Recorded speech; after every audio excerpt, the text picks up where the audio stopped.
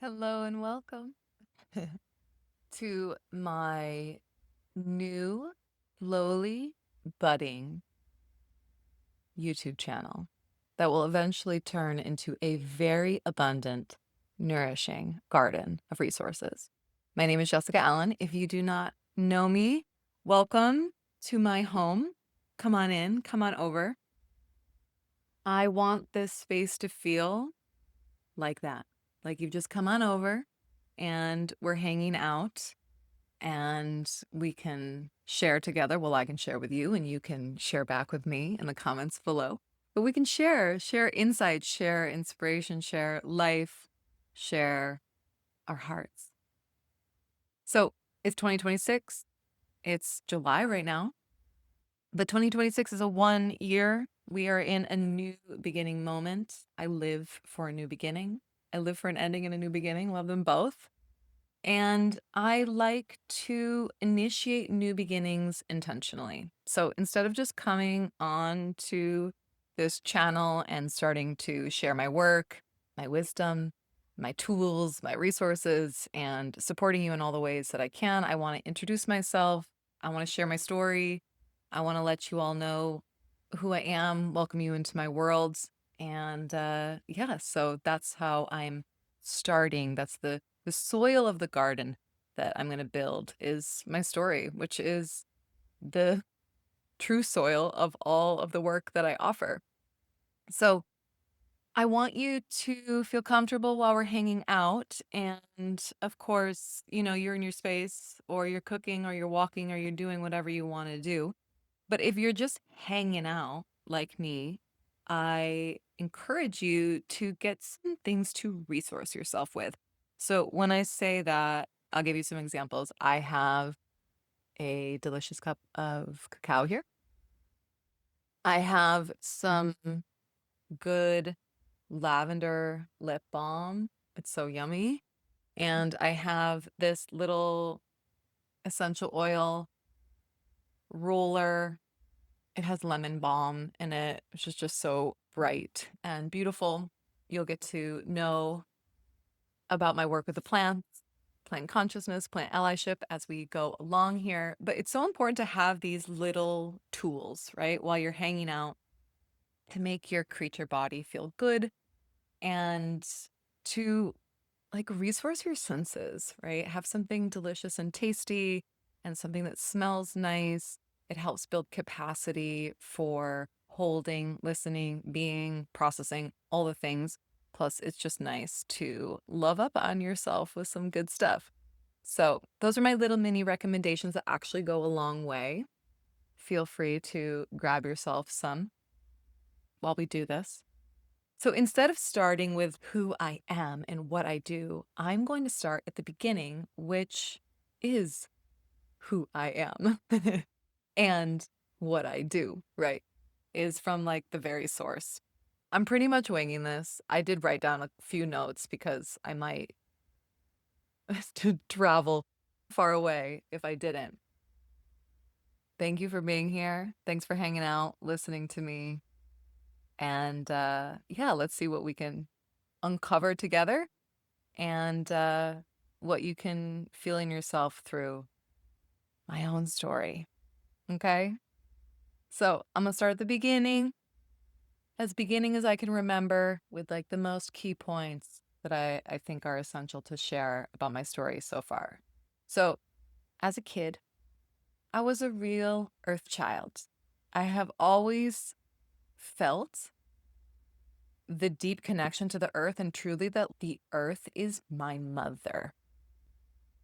I grew up in Syracuse, New York, in very suburban neighborhoods, but I was super blessed. We had like a pretty good sized backyard, and in the backyard, there was a creek running through, and this creek was my absolute sanctuary.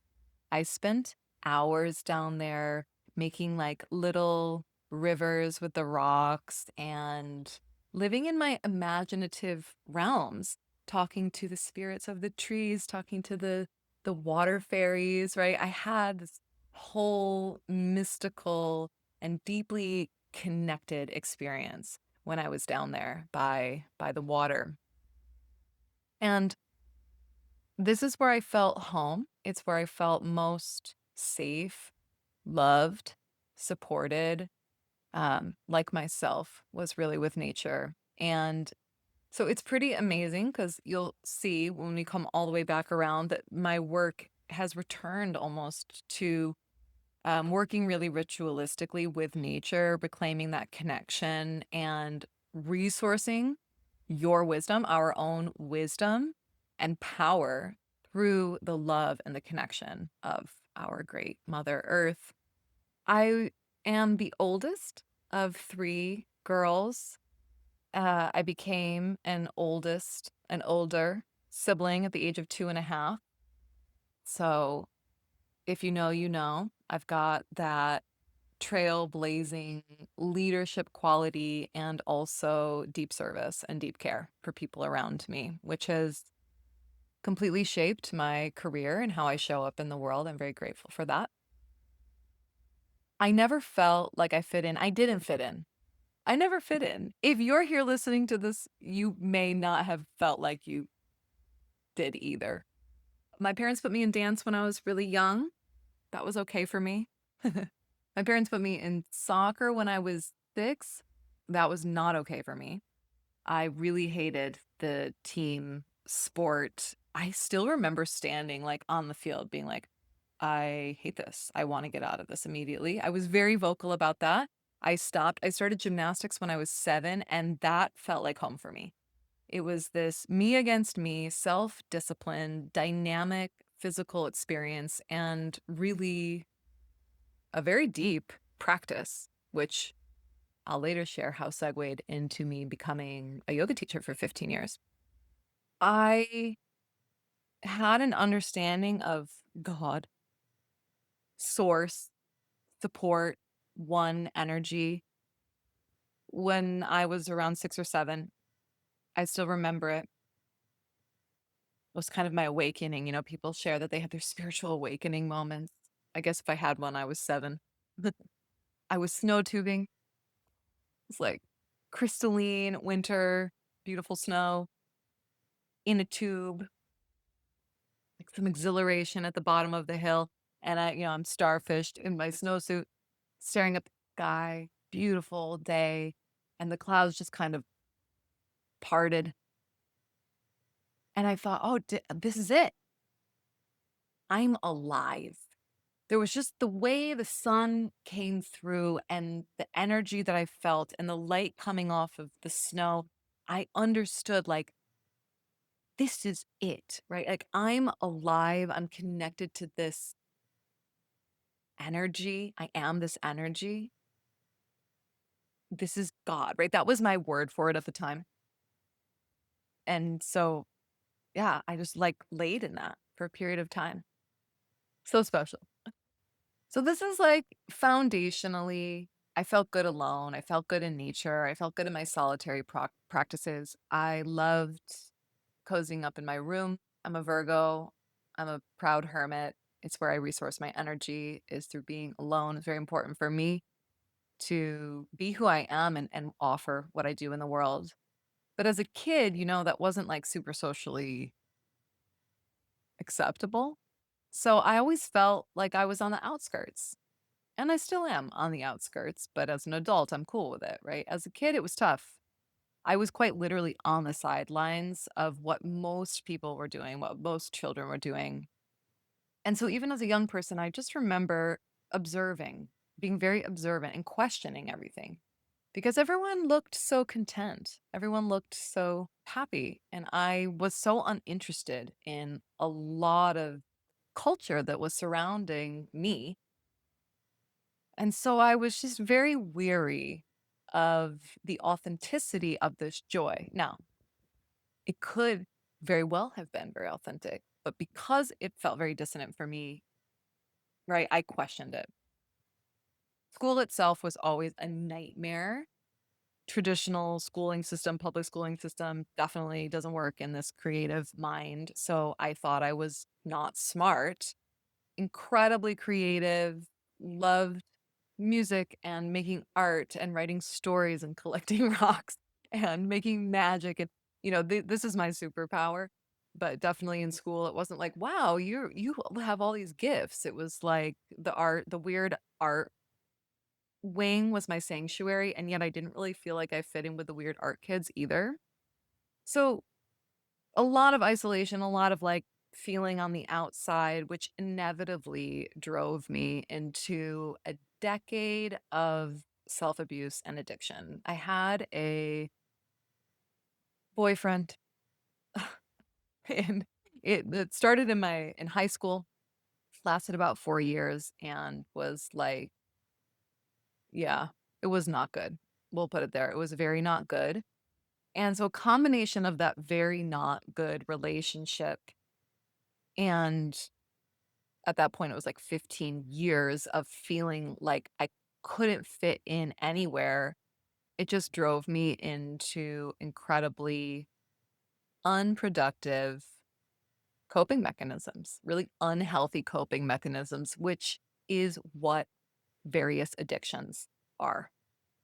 And I liked it. If you ask any addict, they'll tell you that at some point, recovered recovered or not, that even at some point, they'll say, I don't wanna get better. I don't wanna heal. Because that tool, whatever the thing was, no matter how bad it is for you, it's the only way.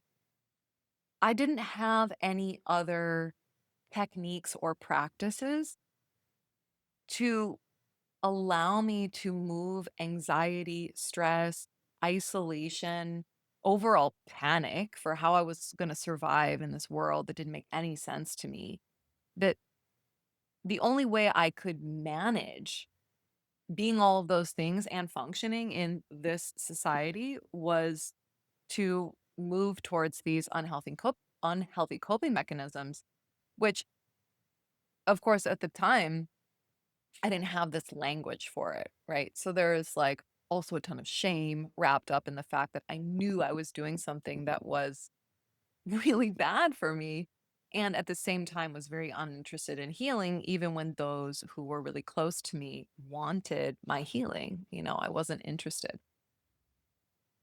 Um, and so if that has been like part of your life, or if it has been or is part of someone's life that just like take that compassion in, right? Is that like until we know better, the fact that we have found these things to help us cope with life is, we're not going to like celebrate ourselves for it, but that's what it is. Okay. So it's important because without really getting into it, these were very, very heavy dark years of my life, and a catalyst, really, like the turning point for me from going, I know who I am, who I always have been, but it doesn't work here. So I can manage only through this until I eventually healed myself, became a practitioner, and so on. And that's what I'm going to start segueing into now. So I was basically forced into going to college because, again, I grew up in, suburban life, and that's what you do. You go to college. And I was pretty vocal about being like, I don't want to go. I don't know what I want to do with my life. I just didn't want to be at home anymore. I wanted experience. I wanted freedom. I was a little mermaid girl, I was like, oh, just get me out. Just get me out of this. Let me be in some other world of experience. But of course, I didn't know. I grew up in the 80s and 90s, so there's very limited to no resources outside of what society was like feeding us via the television and our parents' generation. So, in an attempt to find something creative without going to school to be an art teacher, I decided to go to school for fashion after probably watching one too many episodes of Sex and the City. And I knew that I didn't really care about it, but I had to choose something, and I wanted to do something dynamic, creative, unconventional.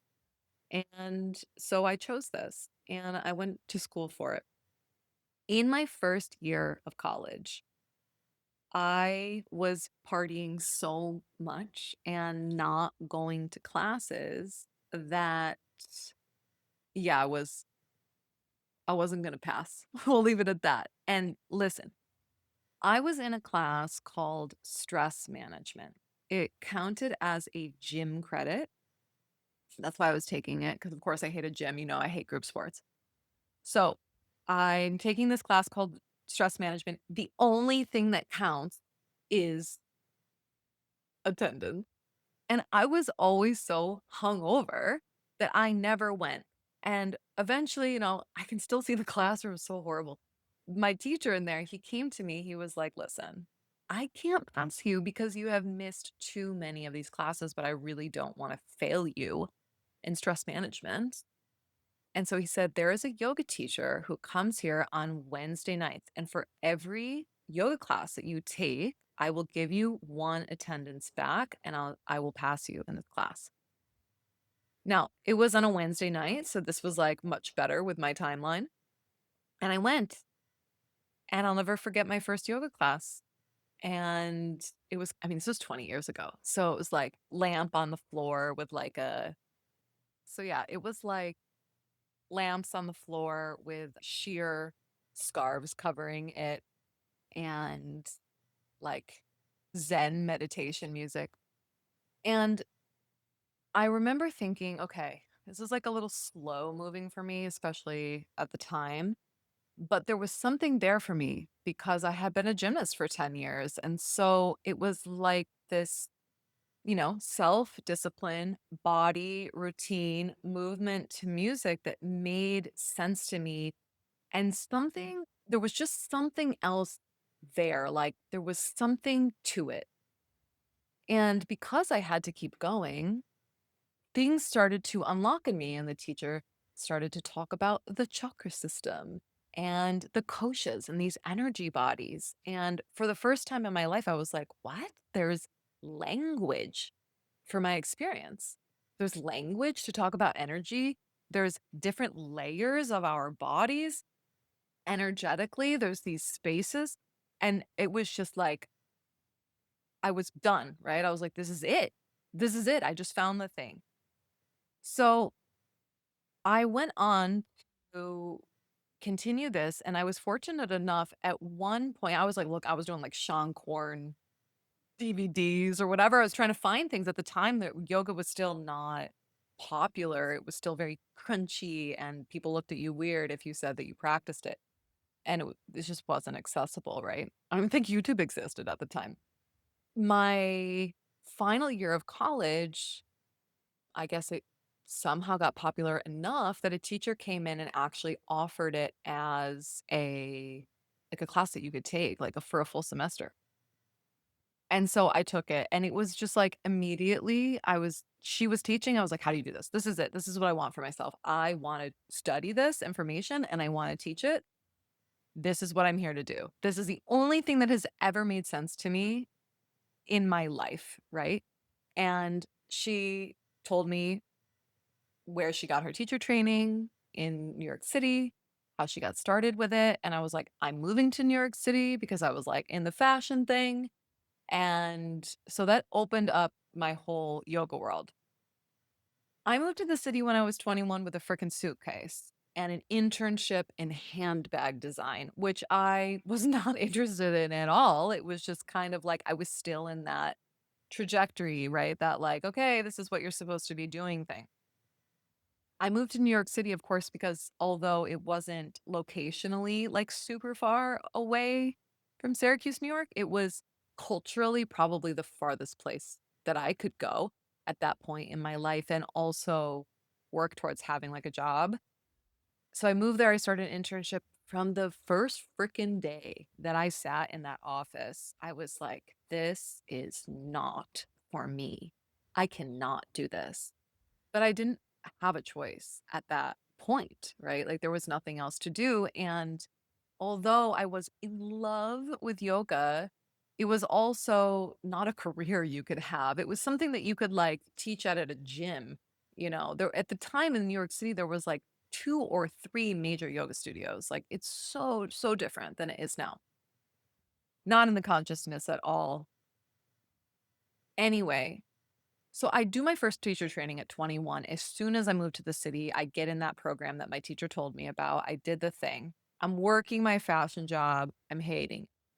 I'm living in Astoria at the time. I get some restaurant jobs. I'm still in the throes of self-abuse and addiction, right? In this very much like I'm in the yoga world. There's something here that feels healing for me, but the rest of my life is still so out of resonance. 24 years old. I wake up one day. I'm like, I hate my boyfriend. I hate my job. I hate where I live. And I feel completely stuck. I have no idea how to change my life. I have no idea how to get out of this. And yet, I am so miserable. I want to backtrack just a second here to share this, like, yeah, another piece that's just important for me. When I first went to the city, I remember just like sitting on the train.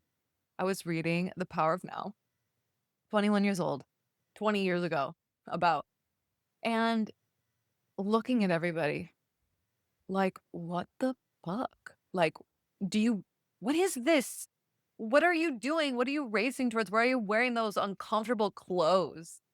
When I was in my fashion job, at one point I shifted. It was like, there's that thing that's like dress for the job you want. And I just started wearing yoga pants and like comfortable shit to work all the time. I was like, fuck this. I don't want to dress uncomfortably and ugly. That like corporate.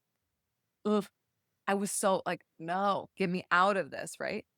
So I'm still in that like the observant seat of like watching society function and be like, does anybody give a shit about anything they are doing right now? Does anybody actually feel alive? Do they care?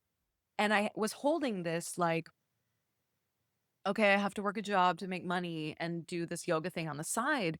And in the midst of that observation, I was like, no, I am not meant to split my time between doing something for a paycheck and living authentically in alignment with my heart. And at the time, my word for that was having a spiritual life.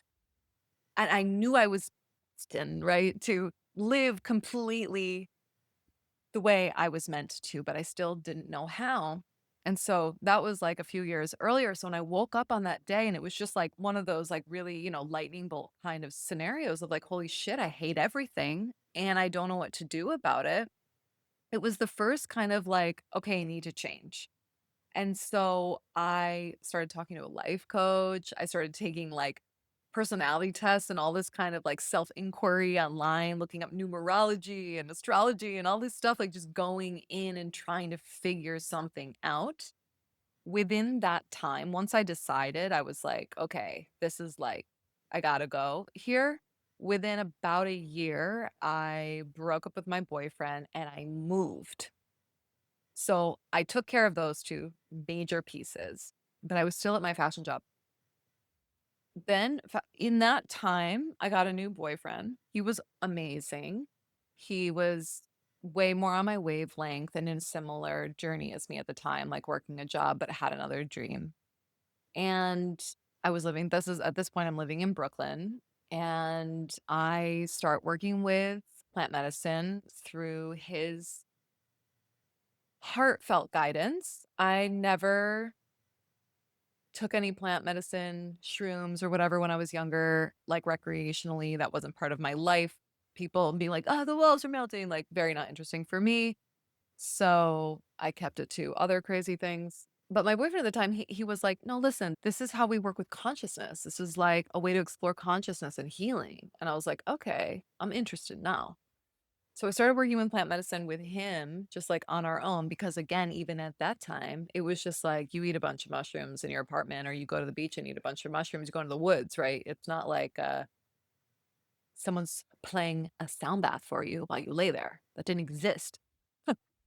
And I loved it. I mean, I just was like, oh my God, this is it. It was like through working with plant medicine, everything that I knew, like my intuition was like, this, we're connected to everything and life is like this. And I have these calls and life is moving me and I can trust my intuition and all this. It like, it was like, here, it's real. It showed me that it was real. So through working with plant medicine and yoga, there was a certain point where I decided I wanted to heal. I was like, I'm ready. I'm still in the dark shit at this point, but I'm like, no, I'm ready. It had softened a lot. Like I had gone through like maybe the worst of it, but it was still there. I was still hanging on to it. And I thought, okay, I'm ready. I'm ready to get this out of my life forever. I'm ready to move beyond this. And this was my other big moment in the job. At this point, right? I'm more committed to yoga. I'm exploring. I'm like binging Alan Watts and Terrence McKenna and Ram Dass and reading all these books, right? YouTube and all the. I'm in this world at this point. And I know that I had overstayed my journey at my fashion job, but like I was getting paid and I was young and I was getting paid. So one day I'm sitting there and I'm feeling not good, really bad. And I have a MacBook and it's got like the camera on it, right? And so I'm sitting there just like, ugh. And I turn on the camera and I flip it so that I can see myself. And without changing anything, I just take a picture and I look at it. And when I tell you that my whole aura was gray, that it felt like the actual soul was being sucked out of my body. You could see it. I was looking at this picture. I looked awful. So, so gray, so heavy, so miserable, horrible. And that was it. I was like, I'm going to quit. I'm going to quit. I'm going to start teaching yoga. I had done a second teacher training at this point, by the way. And I'm going to work at a restaurant. I don't give a fuck. I can't do this. I will figure it out. And that was it. I quit my job like very soon after that. I definitely went through some major fear and all that stuff, but I did.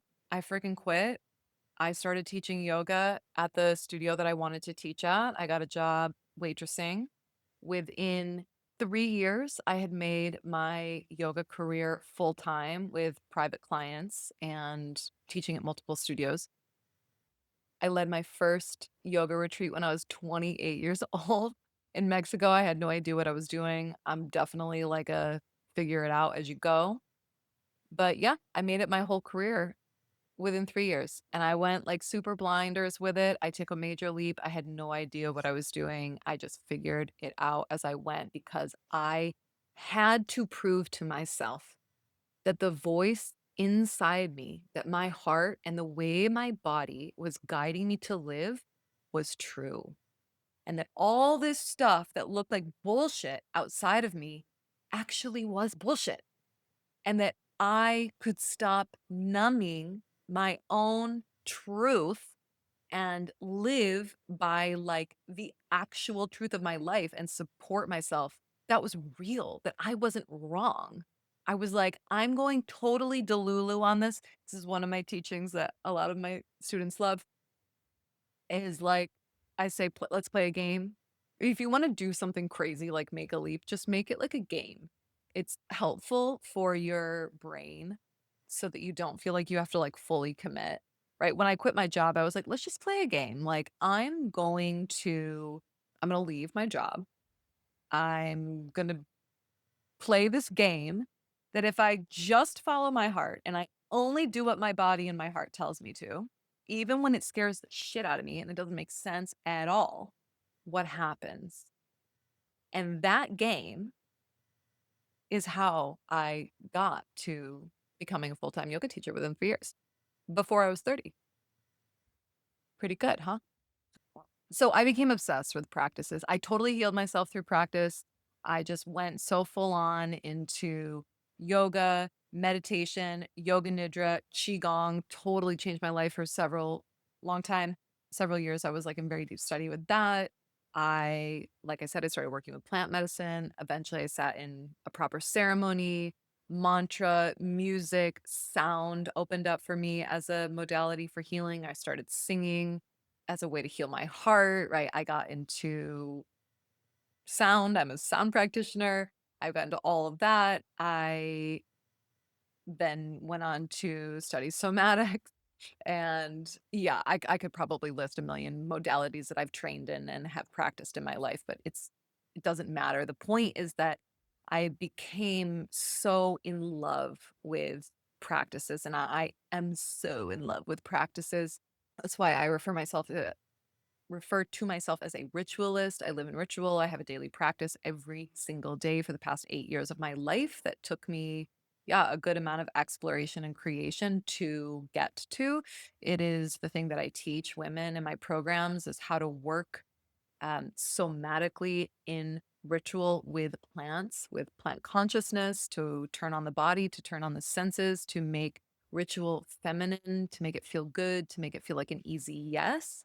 Because I'm telling you right now, the only way to live a life that is authentically yours is to listen to yourself every day and live by that guidance and not outsource your decisions to what the external world is telling you to do or telling you is possible. That potential and possibility lives within the infinite intelligence of your heart. And the only way to stay connected to that is to listen to it and to have a pathway that you'll actually choose. Okay, so at this point in the story, I'm still living in Brooklyn. I'm doing my thing. I became such a yoga rock star in my time there for about a decade when I was living there, teaching full time, teaching like 200 people yoga a week. I was leading 3 to 5 retreats a year, international. I had an amazing community around me. I was doing everything under the sun as far as workshops and curating circles and just beautiful events all around consciousness work and community and just beautiful stuff. So inevitably, I want to open a studio. And as life would have it, it didn't come in the way that I wanted. So it is February 2020. I am walking out of a Chase Bank with like information on business loans.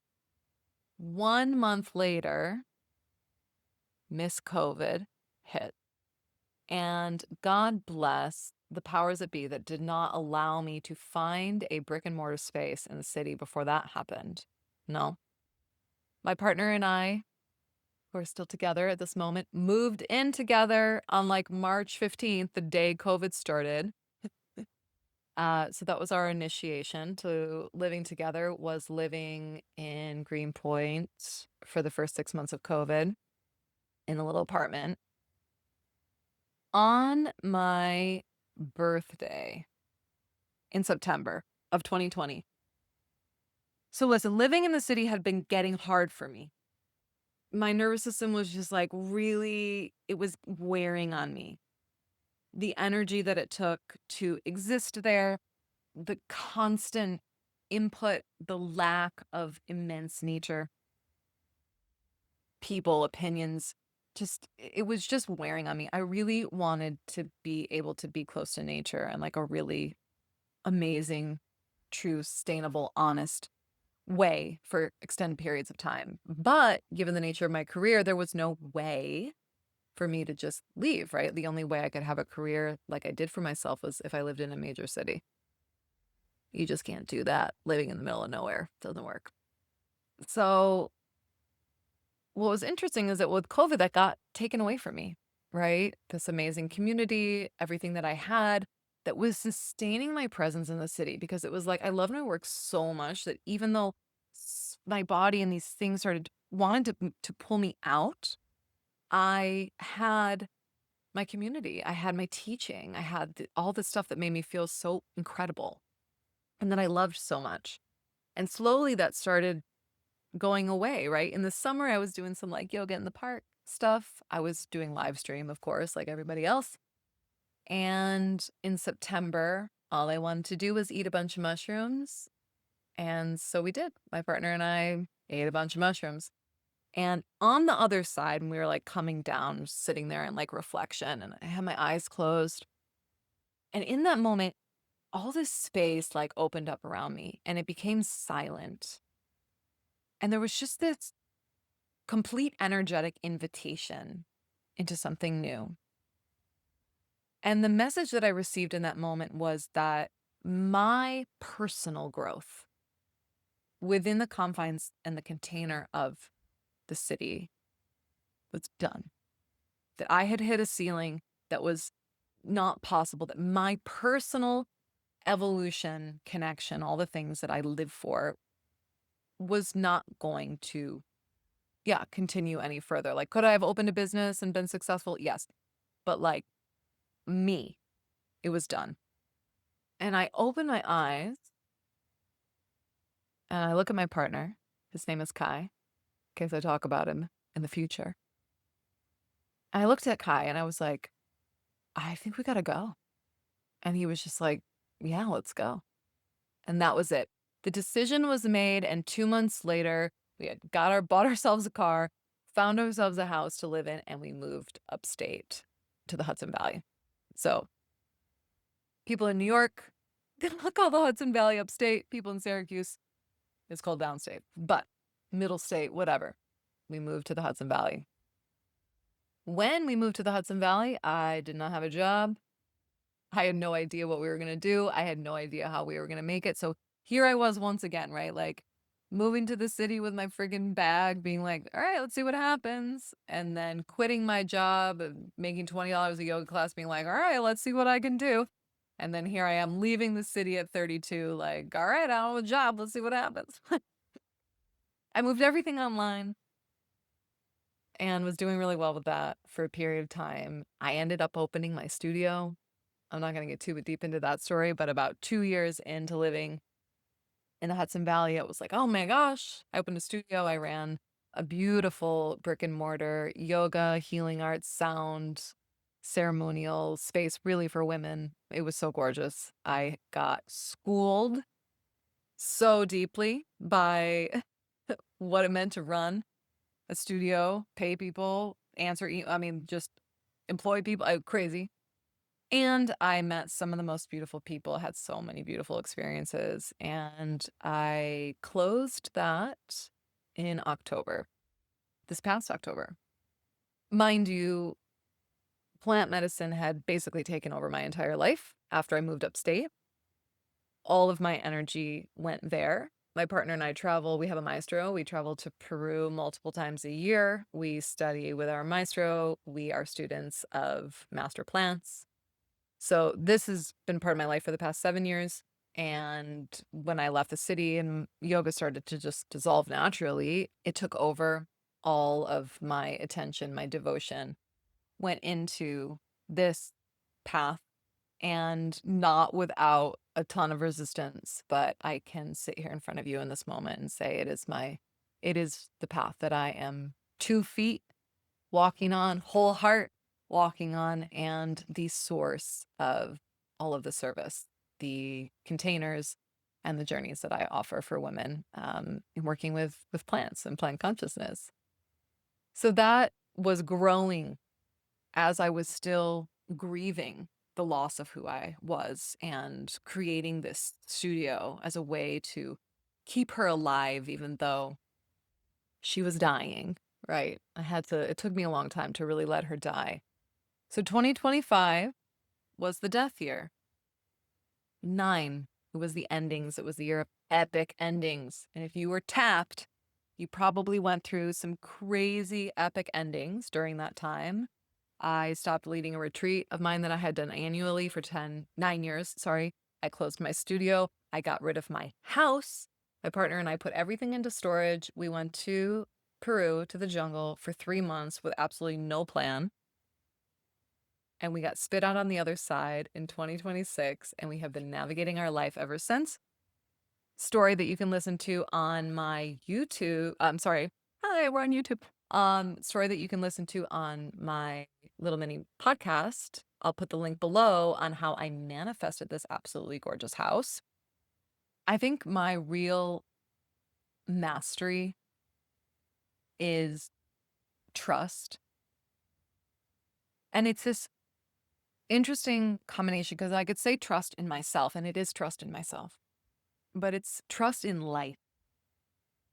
I experience life as this thread that's pulling me forward. And if you've seen the movie Donnie Darko, I like to reference the point where there's a scene where these like portals are coming out of the chest, and the portal starts and then the person follows. And it's a very simple scene where someone's moving from a couch to the kitchen while a movie is playing.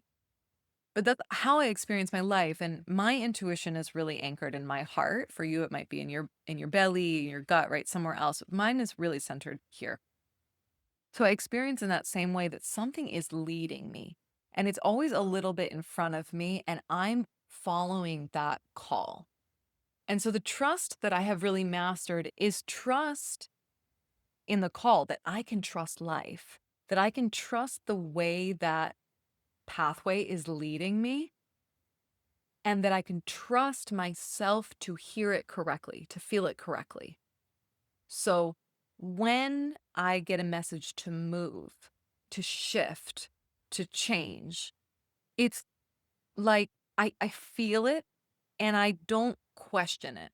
There were so many moments in my life where, like, I remember teaching a class in yoga like years ago and talking about really practicing shortening the gap between receiving the intuitive information and taking action on it, right? Because in between there could be like talking to all your friends or questioning it and exploring every pathway.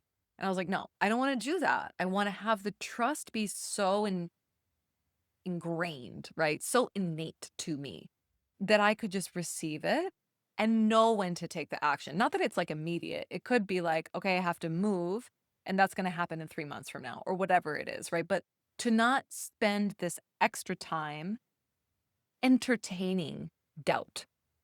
And because I trust life, and because I am so practiced in trusting life and trusting myself to hear and receive those messages correctly and clearly, I am I have mastered the great leap, the ability to understand that the quote leap and the net will appear is correct. That when you are following the call of your life honestly and purely and doing the work that you need to do to meet that divine call, right? Because we got to do shit in this. Like I couldn't just be a yoga teacher. Like I had to do the trainings, I had to learn how to teach, I had to learn how to do things. But that you are supported in that. That nature, that life, that one field that we're all part of is supporting you, that you are supported. And that even failures are supported. That's like another topic I'll get. I'm not going to digress into that right now. But so for me, like moving to the city, even before I had all these practices, like moving to the city with two freaking bags in my hand, I felt good. I felt safe doing that. Quitting my job, even though there was a lot of oof to get there, that fashion job and start teaching, it was like I did that. I let go of the salary and the security, right? So I could follow my dream, and it worked. I left the city with no job and no idea what I was going to do. And a whole new world opened up for me and it worked. I opened my studio and then I closed that studio and I left the house and I put all my stuff away and I went to the jungle with absolutely no idea. And then somehow manifested this absolutely gorgeous home when there was no piece of me that thought that was even possible or a scenario that I could entertain in my life. So this is like it's the essence of my life. It's the soil of my life. It's one of my favorite things to support other women like really coming into that, like your superpower is your body, is your intuitive wisdom, is this oracular, your body is the crystal ball. You feel me? When you are in tune with nature, when you're really listening, I'm like gonna get spiritual with you right now, that your body is the tuning fork between heaven and earth, that the messages that you receive, they don't come here, they come through the body, they come through the heart. And when you know how to listen to that, you get to create your life on purpose in a way that is honest and true to your soul. You get to do the thing that you came here to do. Something that came to me while I was in Peru this last time around is I was at the end of this journey working with a tree down there, and I was in such immense gratitude to the work that had been unfolding for me in that moment. And I just wanted to do nothing but give back to this tree, to give back to this divine source of support. And the message I received was like, you serve me through serving the power in yourself. So when I serve the power in myself, when I serve the truth in myself, that is how I become the greatest of greatest service to you, to women in this world. Not by severing that. No, it's by tuning into it, staying in my authenticity, holding my ground, trusting my truth, trusting my intuition, blazing that trail, being an embodiment of permission. I always say that the greatest way to give teachings in your life is not through the words that you say, but how you live. To allow your embodiment to demonstrate what you have learned, for your life to be proof itself. I am a my way or the highway kind of being for my life.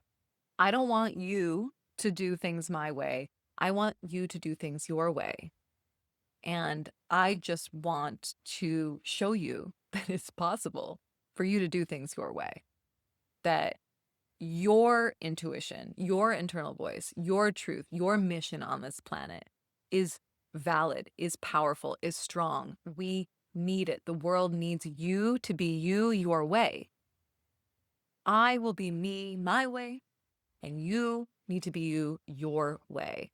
This is the power that I serve in myself and the power that I serve in women, in you, in everyone who comes around me. I speak to that place. So that is a good chunk of my history. If you're still here with me, hey, thanks for hanging out and listening to my story. I mean, there's a million stories I could tell you, but I wanted to just kind of give you a once over, like a little bit of a dip into, yeah, who I am and my journey up until this point. And I, at this point in my life, my primary work is, like I said, through plant medicine. I teach women how to work with plant consciousness, how to work with plants as teachers to enhance intuition, your oracular creative powers, to turn on your sensuality, to make really effing juicy boundaries. Stay tuned for some good boundary content coming your way soon. How to work with your body, your nervous system shadows. I mean, all the things. Good stuff. And how to do it on your own. I don't want to create a world of women relying on others, although support is important and necessary. The work that I offer you is so that you can take your own healing into your own hands, so that you can be empowered to make decisions and discern the unknowns of life on your own, so that you know how to resource yourself through little oils and movement and care for yourself and rewrite patterns and scripts, a narrative of your life that you are excited to tell and that you feel strong and empowered doing that. So thanks for coming over, hanging out, listening to my story. I'm going to drop some links below if you want to connect a little bit further. I've got my Instagram down there. I've got my website with my work down there. I have a free community. It's called the Temple of Wild Wisdom. The temple is your body. Wild is the untamed aspect of yourself that knows the wisdom of life. So this is what I'm in service to. Temple of Wild Wisdom, you turning that on yourself, and of course, working with the wild plants. So come on into that free community. There's more talks and workshops, content, people, women. Yeah, I would love to connect with you further. I love to hear from you. So please feel free to comment on anything that was in resonance, questions, whatever comes up. I reply to everything. And yeah, thanks for being part of this beginning, this beginning of my YouTube channel, and coming over and hanging out in my living room with me. And until next time, take care.